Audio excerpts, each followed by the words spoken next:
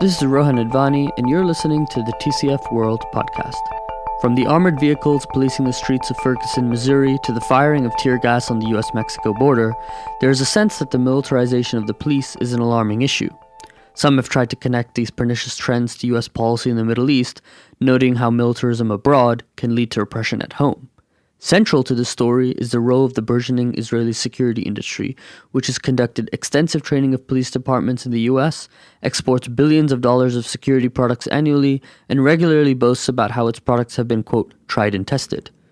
To talk about the globalizing efforts of the Israeli security industry, I'm joined today by Shimrit Lee. She's a curator, writer, and educator based in Brooklyn and is currently completing a PhD in Middle Eastern and Islamic Studies at New York University, where she's examining the marketing techniques of this industry. Great to have you on the podcast, Shimrit. Thank you for having me. First, could you provide a brief history of the Israeli security industry and how it relates to the United States? Israel is currently one of the leading exporters of defense in terms of both technologies of war and expertise. According to figures published by the Israel Ministry of Defense, Israel's defense exports in 2017 reached $9.2 billion, a 40% increase from 2016. Of course, that wasn't always the case. During the pre-state era, before Israel was founded in 1948, a number of underground Jewish militias operated, the largest of which was the Haganah. And the Haganah initially smuggled in most of their light weaponry, or they produced ammunition in underground bunkers.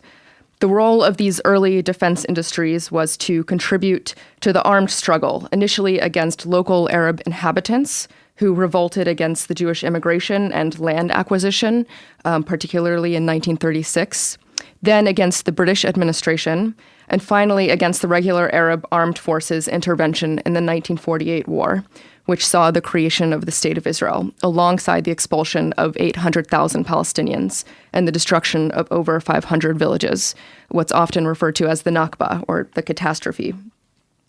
After 1948, the new state began overhauling and upgrading scrap weaponry from World War II, which resulted in a number of export successes. You might have heard of the Uzi submachine gun, for example. Israel was taken seriously enough as a military power that in June 1956, France provided it with a massive shipment of modern armaments in return for Israeli participation in the planned joint attack on Egypt, the Suez Crisis. However, the main impetus for Israel's launch of its military industry came in the wake of the June 1967 war, in which Israel occupied the West Bank, East Jerusalem, the Gaza Strip, the Golan Heights, and the Sinai Peninsula. And it was during this time that France imposed an arms embargo on Israel, mostly because France was trying to seek renewed influence in the Middle East after the decolonization of Algeria. And the French embargo, while originally a huge blow for Israel, ultimately gave Israel the push it needed to develop its own arms industry and shift to the next and current hegemonic protector, the U.S. In 1970, the U.S. signed an agreement with Israel that represented the greatest transfer of U.S. technology to any other country ever undertaken. It was a massive giveaway of American military technology. And these kinds of packages were given to Israel over the next 8 years. So by 1981, Israel had emerged from being this technologically backward, largely underground arms importer of modern weapons to the seventh largest exporter of military weapons in the world. If 1967 was so pivotal, what explains some of the current successes and continued growth of the Israeli security industry? Is it simply dependent on U.S. aid? Well, U.S. aid, military aid, is a large part of it. In 2016, the U.S. pledged $38 billion in a 10-year defense package that would go towards Israel. In fact, the U.S. effectively provides a subsidy to the Israeli weapons business.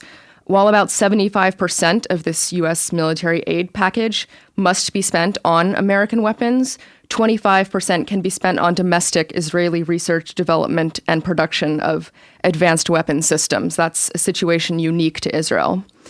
But besides from that, many scholars talk about what's often referred to as the revolving door between the military and defense industry in Israel. Mm-hmm. As you might know, everyone in Israel must serve in the military, and there's a huge turnaround between former military officers in the so-called Old Boys Club of the Israeli Defense Forces, who then pass from the military into these fancy executive roles in arms companies. And likewise, elite retired members of the defense establishment often receive government positions and set priorities regarding Israel's national security, forming this military-industrial complex overseen by the state. Right. There's also a sort of revolving door between civilian and military technologies. Israel is often referred to as the Silicon Wadi because it's this hub of high-tech technology. Yeah. And many of these technologies are used in the civilian sectors, in hospitals, gated communities, retail, but most of the time they're developed in a military context. And finally, I would point to what's referred to as the laboratory thesis, which is what my research is about. And this is an oft-cited critique from the left, mainly, which posits that Israeli security forces' ability to experiment through ongoing warfare and occupation has facilitated Israel's rise as a major global exporter of advanced weaponry, security know-how, and technology. And the West Bank and Gaza Strip serve as a unique laboratory for physical enclosure and real-life testing of technologies and ideas related to asymmetric warfare. And are they quite open about, saying that these products have been tested and that they've been used in real-life contexts? Absolutely. Through my research, I've visited a number of arms expositions in Israel and in France as well. And I was surprised to see that this is often a flaunted stamp of approval, this so-called combat tested. I would say that the West Bank and Gaza Strip are often not explicitly referred to, but they do flaunt the idea that because of Israel's experience with ongoing war, this serves as an asset rather than a burden. Right. So it gives it some sort of sense of legitimacy in the eyes of this sector. So could you maybe talk about what are the kind of weapon systems that are coming from this quote unquote laboratory? The type of expertise that has been developed in the occupied territories is one of high-tech surveillance and control, including homeland security technologies in the areas of sensors, information gathering, image enhancement, high-speed image analysis, and so on. The aftermath of September 11 in 2001 put Israeli homeland security companies on the world stage, and Israel's private security market expanded rapidly, especially with the 2003 war in Iraq and the beginning of the so-called War on Terror. The products most in global demand after 9/11 included those that enabled surveillance and control over civilian populations. So this includes drone warfare. Israel currently tops the global market for unmanned aerial vehicles, UAVs. And since the mid-'80s, Israel has supplied over 60% of the world's drones. This also includes border technologies. We've seen a recent back and forth with Trump and Netanyahu praising each other's walls. Right. But much of what Israel does is more than physical walls. It's also so-called smart walls, ground radars, electromagnetic sensors, and underground barriers. It also involves techniques of urban warfare and the militarized policing of any sort of dissent. You mentioned the 1033 program in the U.S., which points to this increasing trend of militarized policing. Mm-hmm. And much of that involves crowd control weapons, what's known in the industry as non-lethal or less than lethal weapons used to suppress nonviolent protests. This includes tear gas, electrical stun technologies, rubber bullets, what's known as the skunk, which is a foul-smelling liquid sprayed onto protesters on truck-mounted water cannons, and the scream, which is an acoustic system that creates sound levels that are unbearable to humans. So it's really, in the context of the quote-unquote war on terror, it's taken advantage of the fact that there's been a shift towards unconventional warfare, and it sort of positions itself quite prominently in that regard, and also in terms of like a riot and quote-unquote management of populations. And I should note, actually, that while much of this industry is bolstered by U.S. support, and we've been talking about how we've seen these kind of weapons used in America in the context of Standing Rock and Ferguson, as of 2018, Israel has shifted its distribution of exports to the global south. It is not a coincidence that two of Israel's biggest customers are Brazil and India, both countries defined by extreme inequality and prolonged asymmetric conflict. This is the kind of conflict that Israel specializes in through technologies such as these. Right, so it's really been able to globalize this industry. In your research, though, you've said that the laboratory framework kind of privileges Israel to a unique position of authority, and it sort of glosses over the ongoing work, right? The constant work that goes in into the industry, by the industry, in trying to grow. Could you explain this a little more? These laboratory critiques are essential to an understanding of the rise of Israel's security industry. However, that being said, I think there are some cracks in the thesis if you dig a little bit deeper. Mm-hmm. First of all, not all forms of experimentation carried out in Israel-Palestine concern the development of specifically Israeli security solutions. Like what? From a historical point of view, many of the strategies of control used on the Palestinian population originated in other colonial or counterinsurgency contexts. We can look at France's involvement in Algeria, the British in Northern Ireland, and the American involvement in the Vietnam War, for example. Palestine is just one node in this transnational network of personnel, expertise, and technologies of control. Second, many control strategies and technologies used in Palestine do not originate there. For example, the use of American-manufactured tear gas in the West Bank. Third, the laboratory thesis often takes for granted the privilege given to a uniquely Israeli position of authority, which is written about as a natural outgrowth of the country's militarism or experience with warfare and occupation. In my research, I investigate the labor of marketing the Israeli security industry to global audiences. And part of that labor involves Israeli security companies retrofitting their products and services to the requirements of international clientele.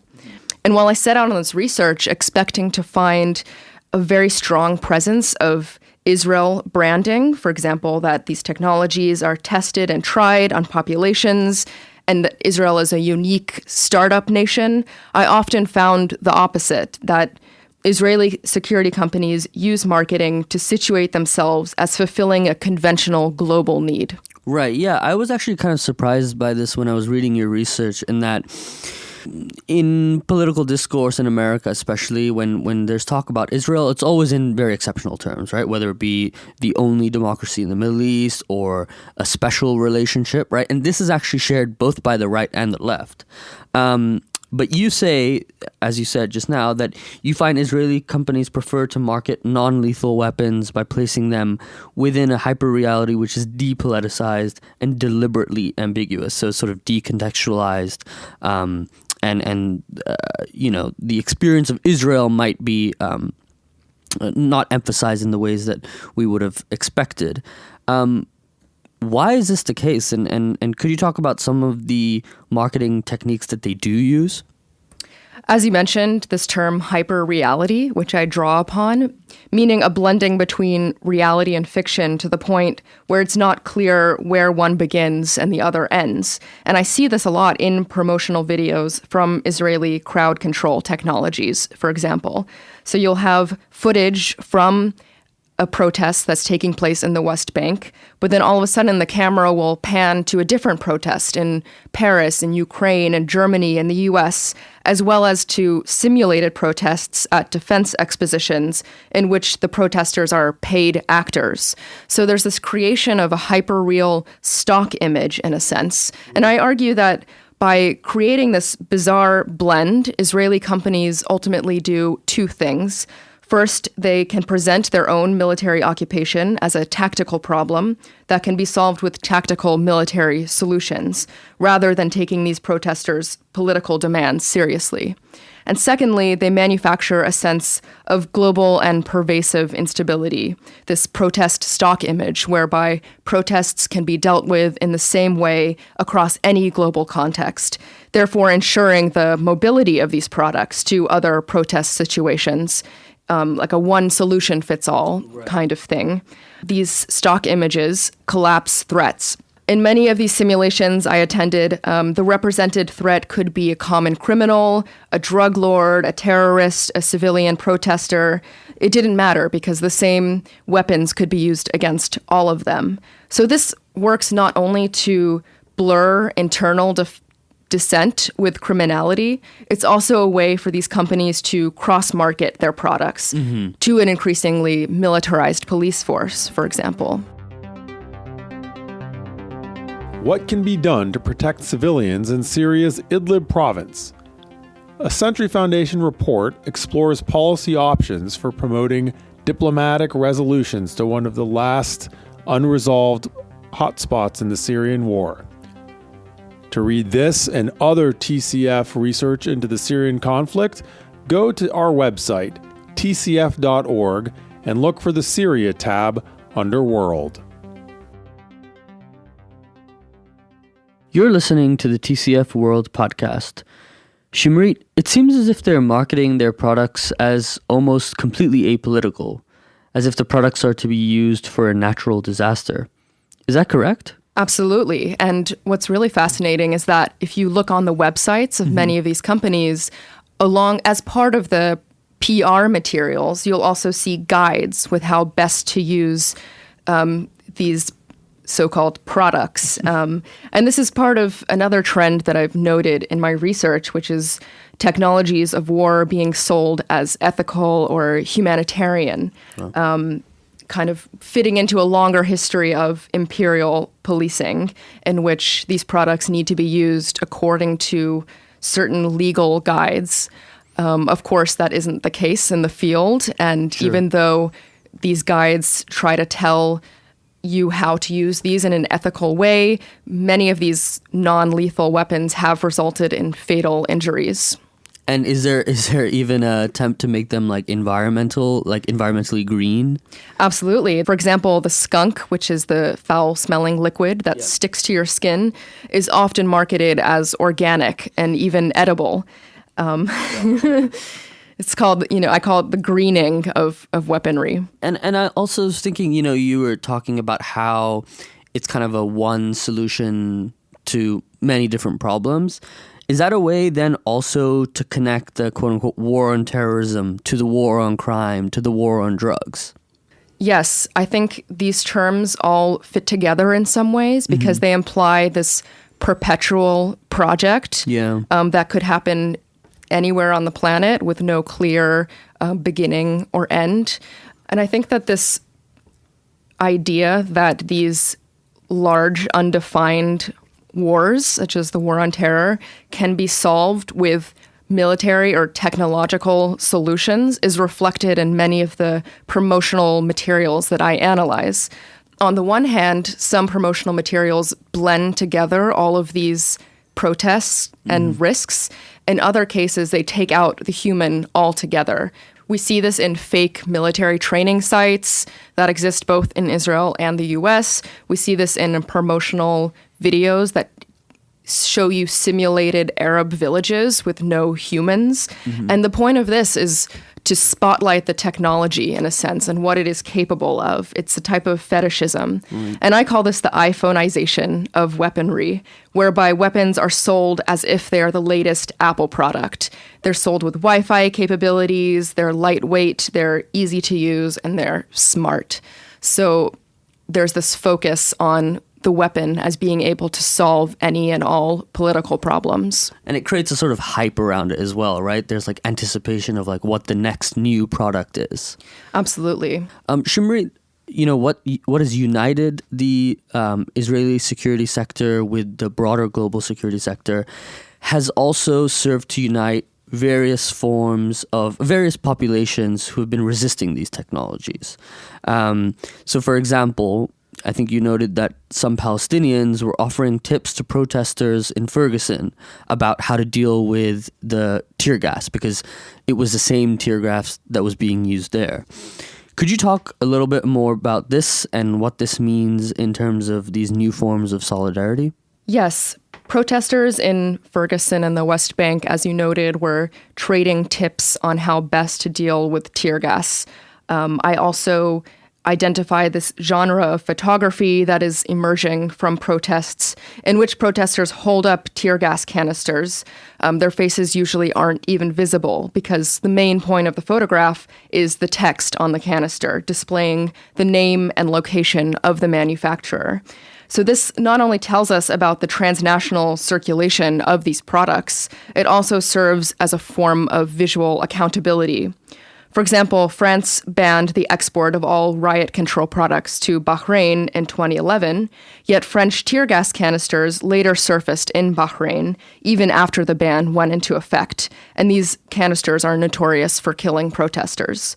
And I think groups like Jewish Voice for Peace and Who Profits are increasingly drawing attention to the devastating effects of these transnational connections. So even though that these products might be banned or are not allowed to be sold, and they still do, it's actually the civilian group who are participating in accountability rather than the governments or the corporations who stand to benefit from them. Yes. I would also say that these forms of solidarity, for example, in the photos or in the tweets back and forward, are also actively transforming the security industry. Rather than Israeli forces introducing new security innovations to cement control over Palestinians in this one-way process, it is now Palestinians who are introducing new modes of resistance. For example, homemade rockets, incendiary kites, and balloons, and the introduction of various tactics to attract media attention. And it is the Israeli security forces that must scramble to develop technologies to contain them. For example, in response to protesters picking up launched tear gas canisters from the street and throwing them back to police lines, one Israeli company began offering a special tear gas canister designed to combat this so-called throwback phenomenon. Protesters on Twitter are not only expressing solidarity via tips on how to deal with tear gas with onions or milk, they're also sharing these resistance techniques. And the security companies, while clearly more powerful than these people, are nevertheless having to adapt. It's not just a one-way street, right? So the security industry constantly has to adapt. It also feels like, although it's trying to project and promote security, it also seems to be quite insecure and vulnerable, right? If anything, the police, which is quite militarized, don't even look like humans. Could you talk about why, what is the state of vulnerability and insecurity that the security industry feels? Is it something that's like pathological? I think the word vulnerability is interesting here because many of these protests, specifically in a Palestinian context, are coming from populations who are extremely vulnerable in terms of lack of access to resources, vulnerability to violence, lack of freedom of movement. And yet what's interesting is that these security industries are appropriating this language of vulnerability, what can be called the vulnerable warrior, for example, showing how they're both extremely combat ready and powerful, yet portray themselves as vulnerable. You'll see officers covered head to toe in protective material, armored vehicles on the streets of Ferguson, for example. And this is the kind of vulnerability that they need to project in order to perpetuate the project of the militarization of police. But when we see these images, when a sort of layperson see these images of police dressed up, almost looking like stormtroopers, that doesn't seem to me to bode too well for the security forces. I mean, aren't they concerned about their own perception, that they're looking too militarized, that they don't look civilian enough? I think they try to keep dual narratives going at the same time. In a sense, they're both seen or projected as under siege, yet invincible at the same time. For example, I did some research into Safariland, which is a US-based non-lethal technology company, and they have a whole page called The Officers Saved, where they do profiles of officers whose lives were saved because of these products.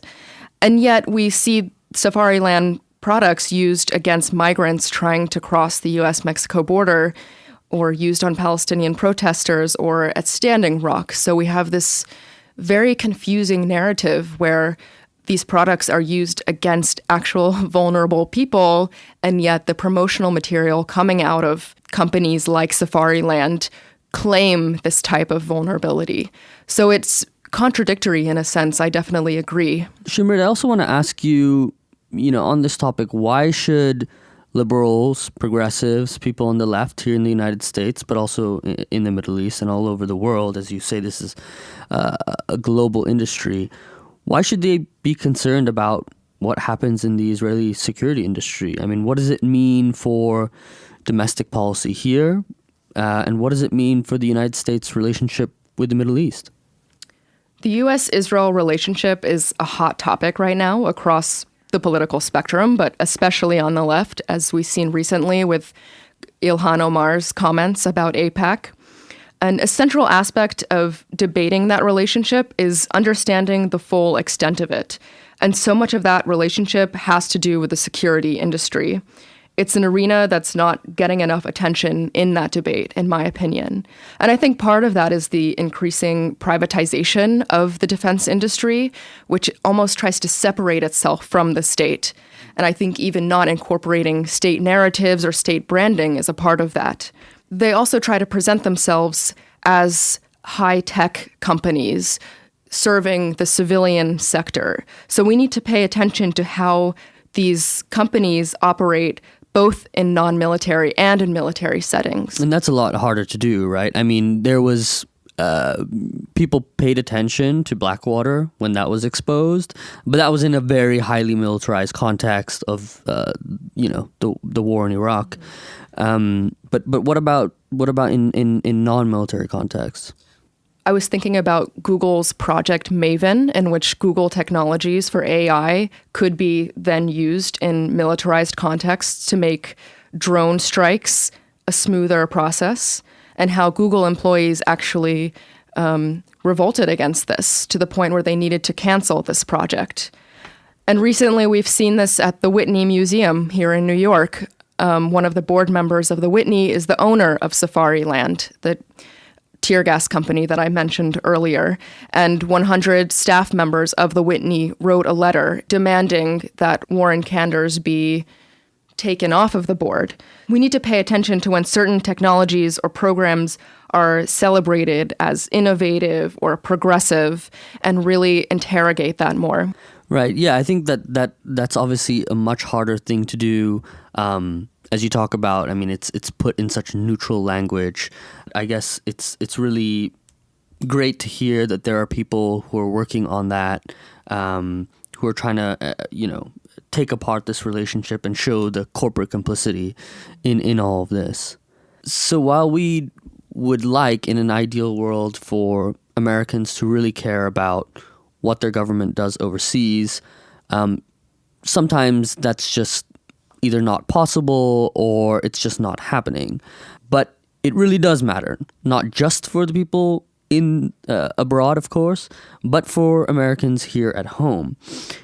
In the 1950s and 60s, there was talk about the colonial boomerang, some of the techniques that were used abroad that came back home. I mean, does that still persist today?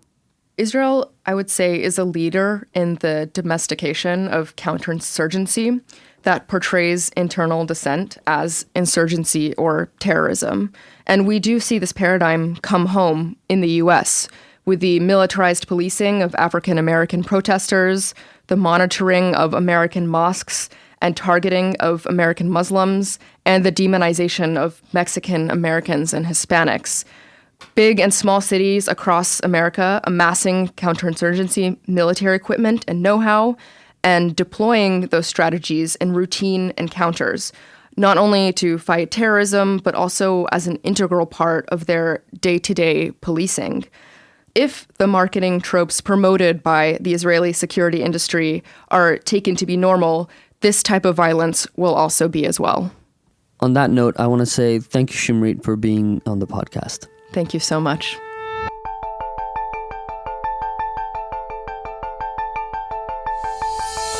TCF World has been brought to you by the Century Foundation, a progressive public policy think tank that seeks to foster opportunity, reduce inequality, and promote security at home and abroad. For more information about the work that TCF does, please visit tcf.org or follow us on Twitter and Facebook.